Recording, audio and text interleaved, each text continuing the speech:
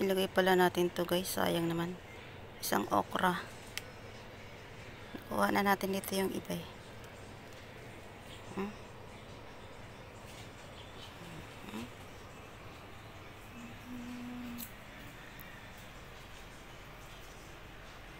Buti hindi na ulan ngayon oh. Ganda ng langit. Kasi natin.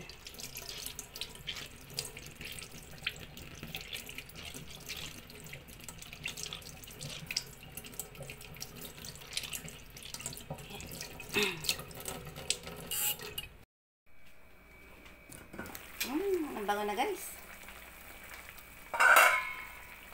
Niluluto niyo po ba ito guys ng ganito din? Adobong isda na may taba ng baboy. Pero pinakatas na muna natin yung mantika ng baboy para lalong masarap. Ay, ilagay pa pala natin itong ating nakuwang isang okra. Ayan. 200 pesos ito guys na hasa. Hasa-hasa. 243 pesos ang kilo. So, itong 4 na peraso, 200 pesos. Yan. Hasa. Hasa-hasa na isda.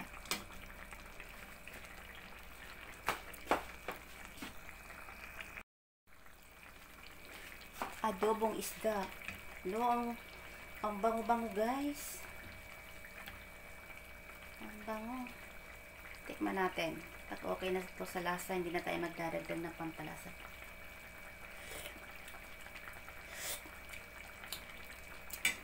Magdadagdag tayo ng asukal.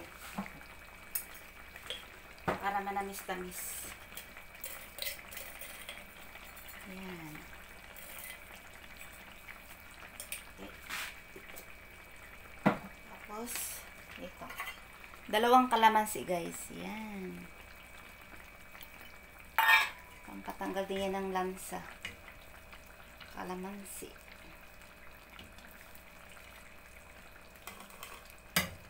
Ang bango. Ulam na tayo. Tignan natin.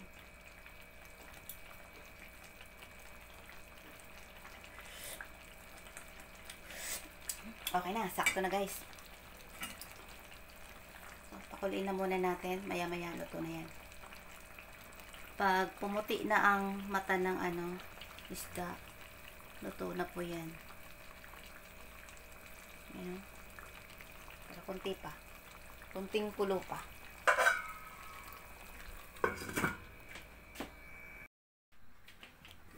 Uy, ang bango.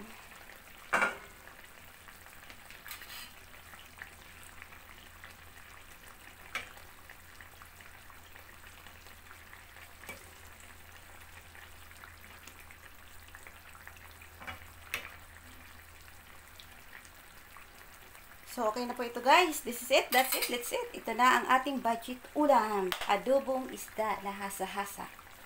Yan. Kain na po tayo. Ito. Patayin na natin yan. Ang bango guys.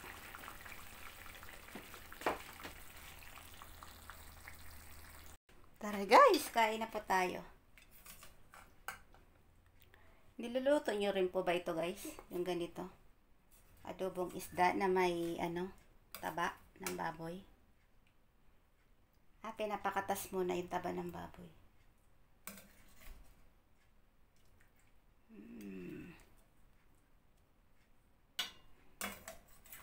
Sarap.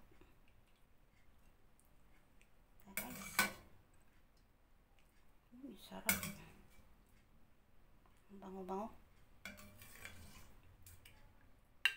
Diba? May ulam na tayo na napakasarap. Simpleng ulam na napakasarap. Try nyo po ito guys. Ang sarap po nito.